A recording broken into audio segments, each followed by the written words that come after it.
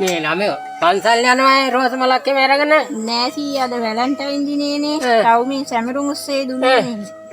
අනේ ඔබලා රැමරුම් උස්සේ යන්නේ. කොළුව. දැන් දියට අඳලා මොකද මනමාලියෙක්ව බලන්න යනවා. නෑ ඊයේ තවම අද වැලන්ටයින් උත්සවයනේ. ඒක සමරන්න යනවා. වැලන්ටයින්. වැලන්ටයින් උස්සේ.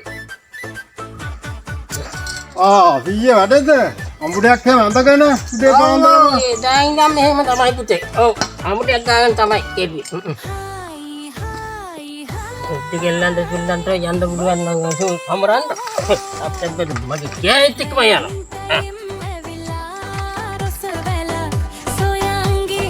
යන්න.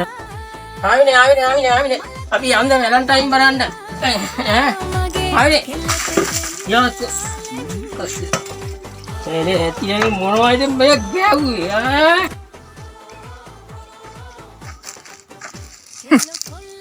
හැබැයිට මේ තරුණ කෙල්ලු කෙල්ලන්ට මැලන්ටයිම් එකක් ඇහිලානේ. අද හිටපු කෙල්ල කොල්ලන්ට කරන්න වැඩ මුන් නිකන් රෙදි මාරු කරනවා. අපේ කාලේ නම් ඔය එක කොලමක්වත් තිබුණේ නැහැ, එක බයිස්කෝප් එකක්වත් තිබුණේ නැහැ. තෝ විතර.